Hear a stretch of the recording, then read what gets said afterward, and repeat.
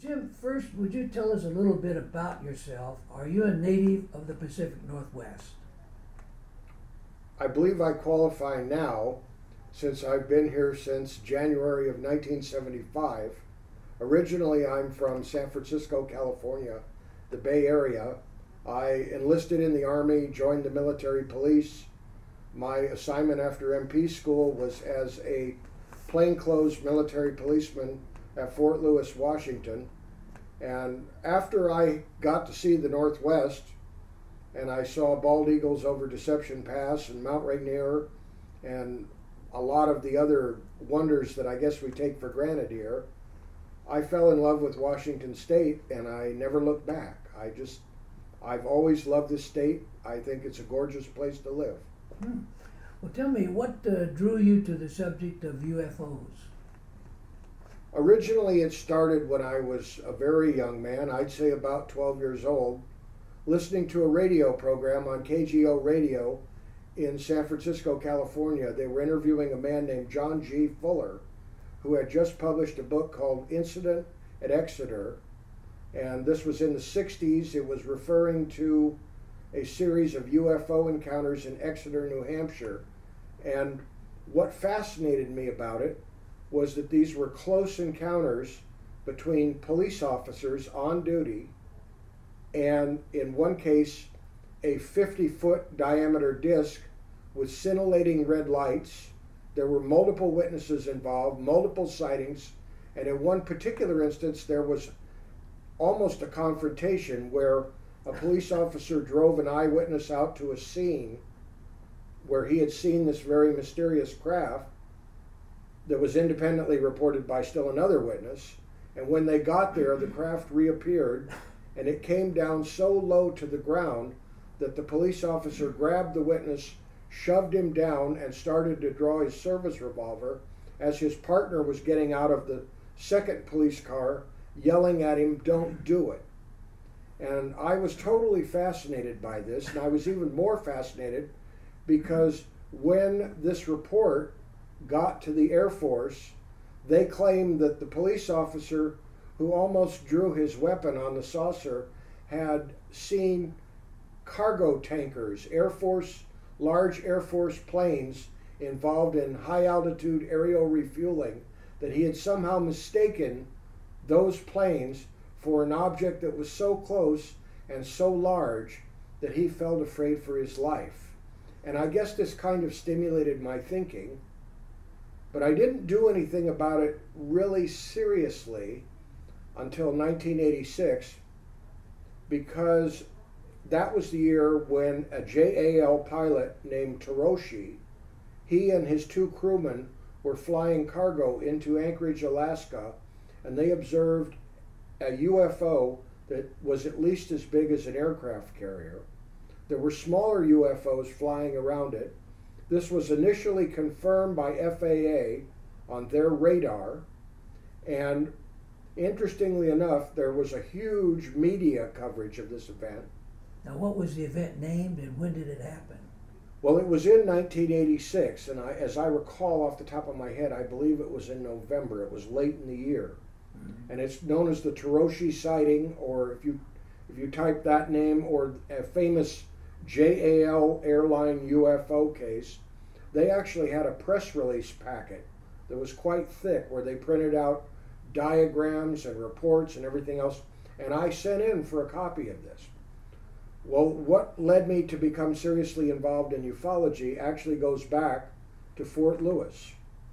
One night when I was a plainclothes military policeman and I was on duty, I was up talking to the desk sergeant at the MP station, and I happened to be casually looking down at this piece of plexiglass on the top of his desk, and I saw this little business card, and it said National UFO Reporting Center, 206-722-3000. And I thought that was a little odd for a military base. So I asked the desk sergeant, I said, "What's that for?" And without even turning a hair, he looked at me and he said, "That's where we report UFOs." And I thought, well, that's interesting. Well, years later, in 1986, I finally decided I was so captivated by this Taroshi sighting And I had collected newspaper articles, books, watched movies, anything I could lay my hands on. But I decided it was time to get off the sidelines. So I called this phone number, 206-722-3000. And a gentleman answered named Robert Gribble, who turned out to be a retired Seattle firefighter. And he had opened up the UFO hotline. That's what it was known as back then. And I believe out of his own pocket, he paid for the phone bill, had an 800 number, had the 206 number, of course. And he was very committed and dedicated. And I called up and I said, I don't want to report a UFO, but I want to know, how can I get involved? And he said, have you ever heard of MUFON? And I said, no. And that, of course, was the Mutual UFO Network. And I guess, as they say, the rest is history. I've been with MUFON ever since. What is MUFON? It is the Mutual UFO Network. And historically, it's the largest volunteer UFO organization in the United States, and probably has roughly 3,000 members in all 50 states and in some foreign countries. These are all people that volunteer their time because they're very much interested in the UFO phenomena. And we have, obviously we have basic subscribers. They put out a monthly magazine. For people who are more committed, you become a field investigator. And if you want to take on the responsibility, you can get a leadership position, such as what I have. I am the Washington State Director for MUFON. And interestingly enough, there is some political history here. MUFON started in 1969, which is the same year that the National Investigations Committee on Aerial Phenomena, which was its, I guess, parent in effect, although it was mainly restricted to scientists, engineers, and pilots, it broke up. And almost any historical examination of that event, you will find out that NICAP was broken up by agents provocateur. In other words, people who were in the employ of the U.S. government who set about to deliberately destroy this organization. Well, one of the splinter groups was led by a man named Walt Andrus from Texas. He was an electrical engineer, and he loved UFOs too. And he said, I want to form an organization that's more with the people. I want something that will allow common people with some training to do basically scientific investigations of UFOs. Now, we also have some very high-powered people available. They're not available everywhere, but they are for special cases, who have serious scientific credentials. In other words, if we get into something deep enough and complex enough, we can ask for expert help and get it. Do you care to name any of those people? That would be a little difficult. Okay. Not because they're restricted, just because I want to make sure I got them right. Okay. Incidentally, you have written a book that encompasses a story of a lady that was highly placed for secret information, and you went into a great deal of detail. Can you tell us a little bit about the name of your book and who she was, and your introduction to her, and about that little piece of metal that came from another world? That was kind of interesting. I read your book. What was the name of it? I forgot. Thank you. It was called Tell My Story, June Crane, the Air Force, and UFOs. And I would point out, for those who are interested, you can get it on Kindle. If you want a hard copy, you can contact me through my website. That's JamesClarksonUFO.com. Thank you. And this is a good story for many, many reasons. Mainly because by telling the story of this lady, I'm keeping a promise to a dear friend of mine who has since passed on. Along the way, I started giving lectures at various timberland libraries down in the southwest part of Washington at the encouragement of my wife. They're always interested in adult evening programs. I started doing it. It was very popular, and I really enjoy it. Well, one day I went to Ocean Shores Library, and it's not even technically part of the system, but they have a beautiful library out in Ocean Shores, Washington, about It's about 25 miles from where I was a policeman in Aberdeen, Washington. And I gave my UFO lecture, and after I was done that night, this very stern looking woman comes up to me, looks me right in the eye, and says, "You're right. The government knows all about UFOs and they're keeping it a secret." And I said, "Well, how do you know?"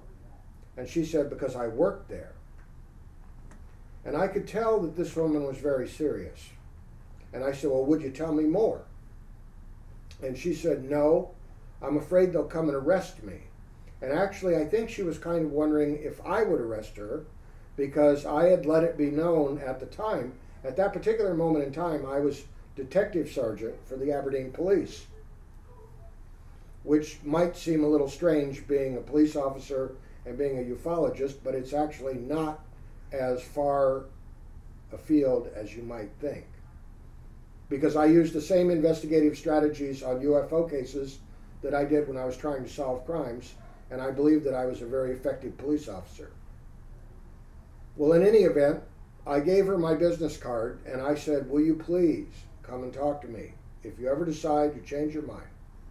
I did a little research. This was back in 1993. And I found out that she was very well known in the community. She was a philanthropist. She was known for being very honest and being very blunt with people. There were even a couple families out there that were supposedly mob connected, and they disagreed with her over some local issue, and she wasn't a bit above getting in the face of one of these mob connected men and telling him off. So she was tough, but she was very honest and she was very sincere. Now, we have to flash forward 4 years to 1997. 1997 turns out to be a really important year in UFOs. March 13th of 1997 is the Phoenix Lights case. And of course, I could talk for a long time about that. I will just briefly summarize by saying that it's probably one of the most significant UFO cases ever, because it involved an extremely large, unidentified flying object accompanied by smaller objects that flew over the central part of Arizona, over highly populated areas, and nobody even knows how many witnesses there actually were to this event. This event was so shocking that it basically just about brought regular business to a halt in the city of Phoenix. The 911 system was overloaded. The city council people were overloaded with people who were demanding an investigation. They wanted to know what flew over their city. They wanted to know why the government was denying it. J. Glenn Evans. Barb will take care of it. Okay. Go ahead. They wanted to know why the government wasn't doing anything about it or couldn't explain it. So that's the first big event, and this is all over the news. Now, the other big event is one that was coming up, which was when we got to the July 4th weekend of 1997. That was the 50th anniversary of the Roswell crash. And the Roswell crash, in my opinion, still remains the most important UFO event in the United States for a variety of very important reasons. A lot of them are highly political, have a lot to do with our military history, and have a lot to do with why the United States approaches UFOs differently than many other countries. So Roswell by itself is extremely important. Well, you know, in your book, Jane had a lot to say about that. She was there and involved. Can you tell about her experiences that tie her to that? Yes, that's what I was leading to. And I know it's a bit of a circuitous route. Out of the blue, the government decided to publish this book called Roswell Case Closed. And it came out in between the Phoenix Lights sighting and the 50th anniversary of Roswell. And that to me is highly significant. They were trying to defuse public interest in the Roswell event. So they published this book that said that Roswell was actually Project Mogul. It was a bunch of weather balloons stuck together with $3 worth of radio equipment attached to listen to the Soviets. And oh, by the way, we dropped some dummies out of some airplanes and they fell on the desert, and somebody must have thought they were aliens. Now, of course, these aliens are 6-foot long mannequins. They're olive drab. They look like your standard GI, and they have a little plaque on them that says, "If found, please return for a reward." But somehow this was supposed to be what everybody reported as an alien. Well, anyhow, June was furious. She called me on the phone, not having talked to me in 4 years. Calls me on the phone and says, "It's a damn lie." And I said, "Well, good to hear from you, June." And she says, "Have you been watching CNN?" And I said, "Yes, I had." The conversation went back and forth, and it was really clear to me that something had changed. And I said, "June, why is it that you're willing to talk to me now and you weren't willing to talk to me 4 years ago?" And what the thing was that she was going to talk to me about was the fact that when she was a young woman, between 1942 and 1952, she worked at top secret facilities at Wright-Patterson Air Force Base in Dayton, Ohio, which all ufologists who have studied this, we know that that's UFO Central. That's where the UFO wreckage went from Roswell. That's where they have done a lot of extensive research on UFOs. That's where the Foreign Technology Division is located. And a lot of us believe that some of the technology that they've investigated there is pretty foreign. So in any event, I'm talking to June, and she says to me, I never forgot it. She says, "I'm 72 years old. I've outlived 2 husbands. My cancer's in remission. What are they going to do? Shoot me or put me in prison?" She says, "I can do either one." Well, I wasn't born yesterday. I said, "How soon can I be at your house?" So that led to, I was going through a strange point in my life, and I guess June was too, because her cancer wasn't really that much in remission, and she wanted somebody to talk to, and I wanted a friend. And we became friends, which was even better than just me interviewing her as a UFO witness. And she surprised me because she told me her life story, and she gave me all of her papers that proved where she worked and what she did. And she knew things that at the time were not known anywhere because they were still classified. It wasn't until several years later that some of the projects that she identified, like Project Caucasian, that at the time nobody knew what it was. Years later, we now know it was related to how you build a parachute harness to drop a hydrogen bomb out of a B-36 bomber onto an enemy target. And she was involved in that kind of work. She knew all the people, she knew all the names. Well, she had some key experiences. And you got to bear in mind that here she was, a young woman, tall, nice looking, working in an all-male environment with scientists, engineers, military people, and she is basically what we now would call an office manager. And one day, a gentleman that she thought was Lieutenant Rose walked in, and he was obviously flirting with her, and nobody else was around, and he reaches into his pocket and he pulls out this piece of metal. Well, this just isn't any piece of metal. This is what we call the memory metal, or ufologists kind of refer to it as the Holy Grail. We would all like to have a piece of it. And this metal weighs absolutely nothing, and it's just about indestructible. And he gave her the metal, and he said, "Go ahead, June. You're a good worker. You tear it up." Invited her to go at it with scissors. She couldn't cut it, she couldn't scratch it, she couldn't dent it. If you watered it into a ball, it sprang back to its original shape with no wrinkles, as if you'd never done anything. And I tried to rattle her a little bit when she was telling me about it. I said, "Oh, come on, June, that's 50 years ago. There have been all these miracle plastics and metals and everything." I said, "Surely in all that time you've seen something." She cut me off. She said, "You don't understand. Nobody makes anything like this."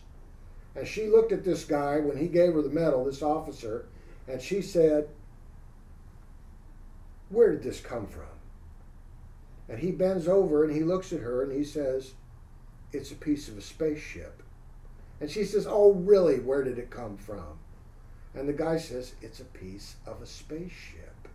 And about that time, somebody else walks through the room. He grabs it, sticks it in his pocket, and walks out of the room trying to pretend like they were never talking. So that's one of the really good stories that I got from June. Well, one of the stories she told was that actually they recovered some dead people or dead items, dead creatures from this other planet, and they kind of sneaked that in. Can you Yes. iterate on that? Well, she had certain aviators that she was accustomed to talking to. These were master sergeants, people that were involved in routine cargo flights in and out of Wright Field, and they're in a highly restricted area and they're having coffee. And this master sergeant looks a little pale, like he's not feeling well. And they said, well, what's wrong? And he starts talking about how there had been a crash and he had just flown in the night before with bodies and wreckage. Well, they were all really alarmed at the table because they were afraid that this might be a military aircraft and that maybe one of their friends was dead. And then he corrects them because he says, you don't understand. He said, they're not human. Said they were kind of a bluish gray color and they're about as big as children. And they have big heads and big eyes. And he said, they're not human. And they supposedly went to a part of Wright-Patterson that's known as the Aero Med Lab, which is a highly restricted area even to this day. Well, do you have any idea why our government would want to hide this from us? We go back to Roswell, the July 4th weekend of 1947. Roswell, New Mexico, Walker Army Airfield, the 509th Bombardment Battalion, which, by the way, is the world's first nuclear bomber squadron. The original nuclear bombs that were detonated at the Trinity site in New Mexico. The bombers that dropped nuclear weapons on Hiroshima and Nagasaki in 1945 were originally from Roswell, New Mexico. So here we have all of our key nuclear technology is all in New Mexico. I think this is more than a coincidence. Now, of course, we have, I'm not going to probably go into the whole story, but a mysterious object crashes outside of Roswell. One of the men who went to the scene after it was reported by a rancher named Mac Brazel was Jesse Marcel Sr. Jesse Marcel Sr. was a distinguished military officer. He eventually retired as a major at, I believe at the time this event occurred, he was a captain, and he brought back a box of wreckage that he probably wasn't supposed to, but this was before the security lid went on, and strange metal, odd little beams with strange writing, all sorts of curious stuff, and took it home and showed it to his wife and to his 8-year-old son, Jesse Marcel Jr. Very sadly, Jesse Marcel Jr., by the way, just passed away, I believe it was last month, in his 70s.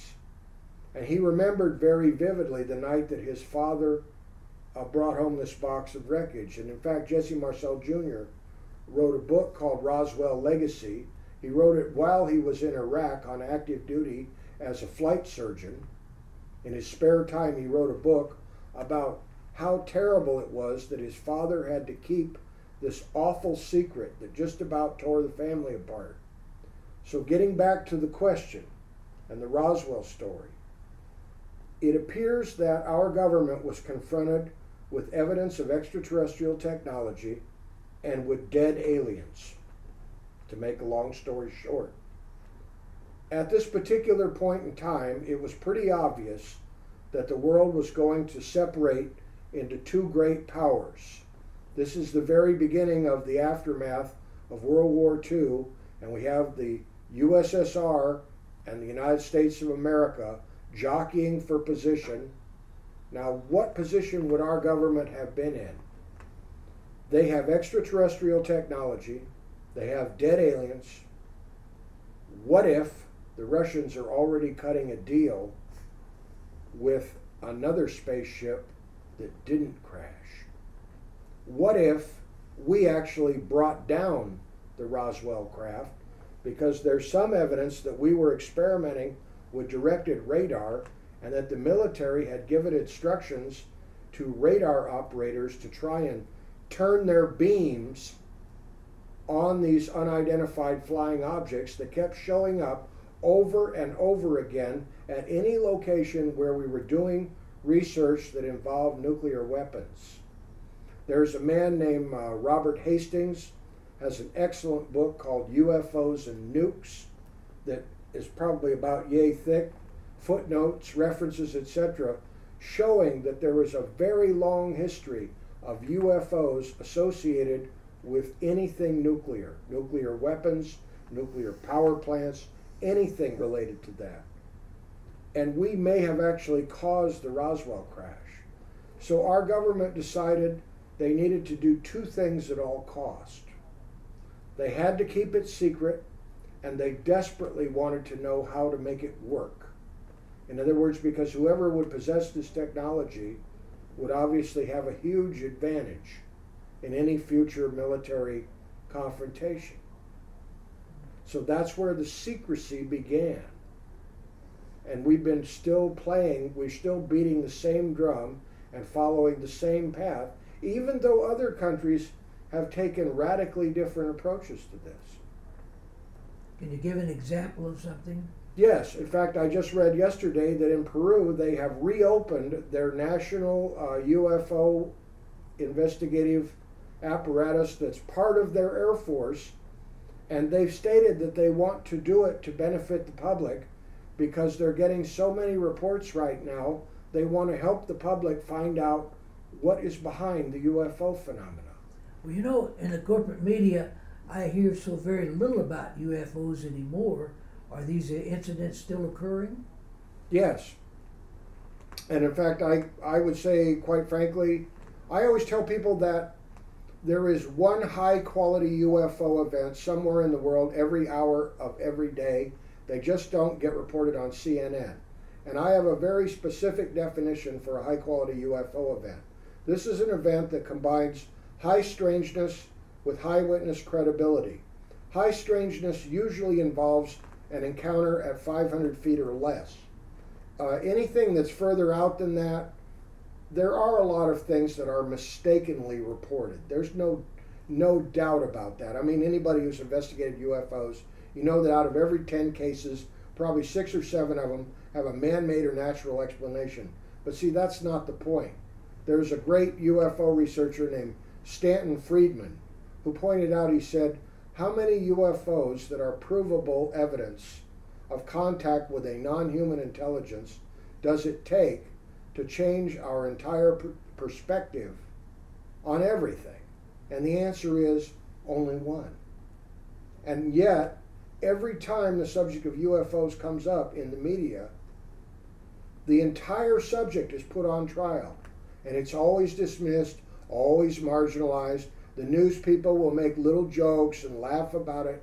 And yet I find that going all the way back to, for instance, Wright-Patterson Air Force Base, a man who retired as a 4-star general, Nathan Twining, wrote an official report that at the time was top secret, that basically was an assessment of the situation, that said to the best of his knowledge, after investigating UFOs, this is with the capability of the Air Force, in the realm of secrecy, in the military. UFOs were apparently circular metallic craft. They were apparently under intelligent control. They could perform maneuvers that are not possible by any known technology. And he said that it's a real phenomena and it's not imaginary or fictitious.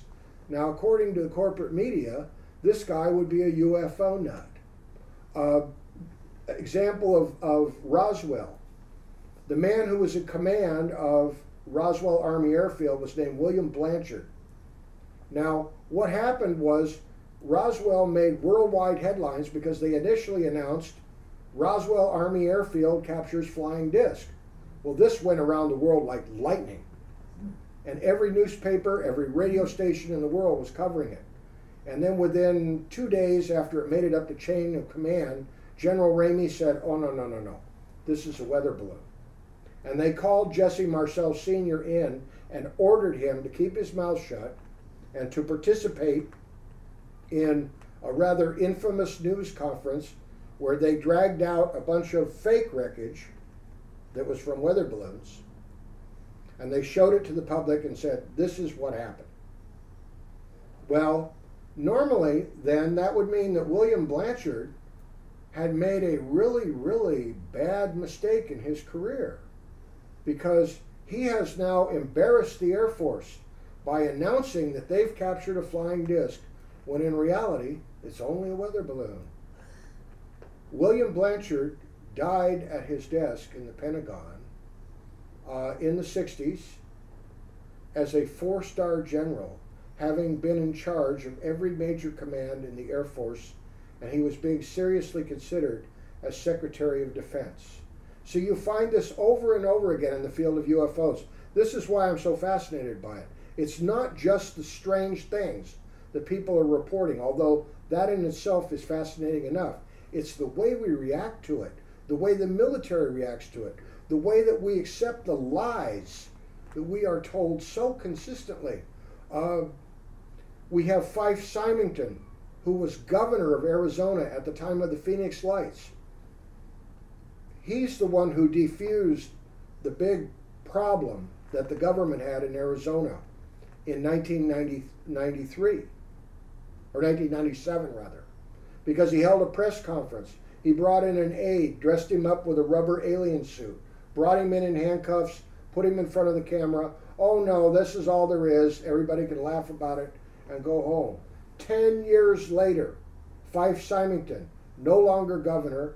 It also turns out that he was a captain in the Air Force in Vietnam. He was a fighter pilot. He was decorated. He announces, I saw the Phoenix Lights. They scared him. He said, nobody has technology like this. He was totally awestruck by what he saw. You can get the videotape of him on CNN in their archives talking about what he really saw. How would you describe that if somebody wanted to get it? I would look up Fife Symington. It's F-Y-F-E and then Symington. I think it's S-Y-M-I-N-G-T-O-N. You look it up in the CNN archives. If you don't hit it that way, put UFO after it. Can you Google it and get Oh, anything? yes, absolutely. And, you know, these are facts. We have Jesse Marcel writes this book about his father. Jesse Marcel Sr. in 1983 had terminal lung cancer.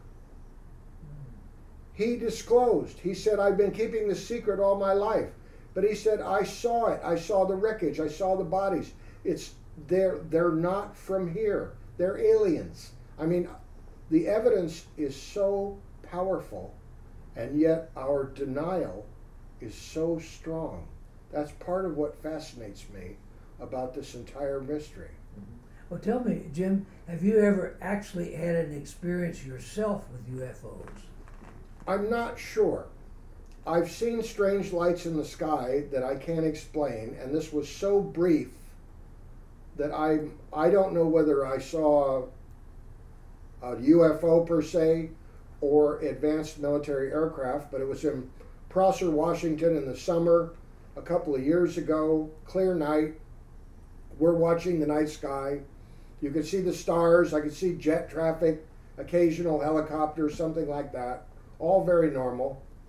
And then my wife was talking to somebody, but she was also looking up at the sky. And I saw this arrowhead-shaped thing go across the sky where the leading edges were it was a series of lights. And it almost looked like it faded towards the back. It's very odd. And it went across the sky faster than any aircraft that I've ever seen. Now, I don't really know what I saw. This is consistent with other reports. I found when I did some checking that there were multiple other reports of this exact same thing. I should also point out that the biggest misnomer that we suffer from in ufology is the phrase flying saucer. It turns out that most commonly, people are reporting mysterious black triangles.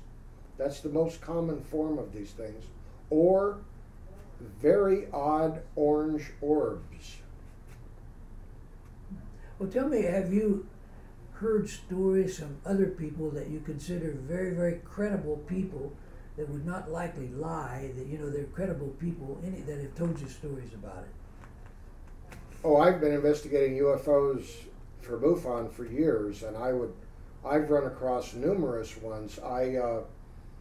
I also investigated a military crash retrieval case that happened in Grays Harbor County outside of Westport from November 28th, I believe, 1979. And it was the subject of 5 local newspaper stories.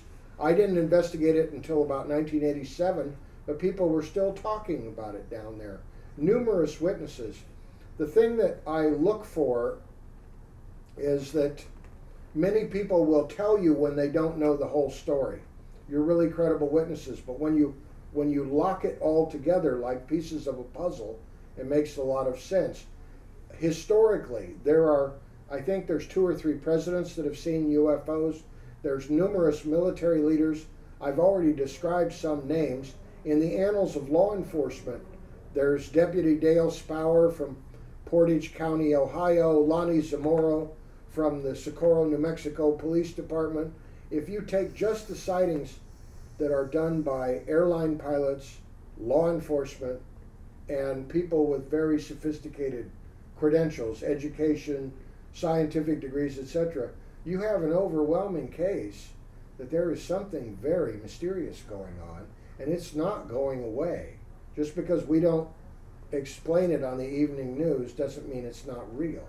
Well, tell me, how do people respond to you when you start discussing the subject of UFOs today? It usually goes pretty much the same way. If you bring up the subject of UFOs in a small group of people, we have to get past what I call the giggle factor.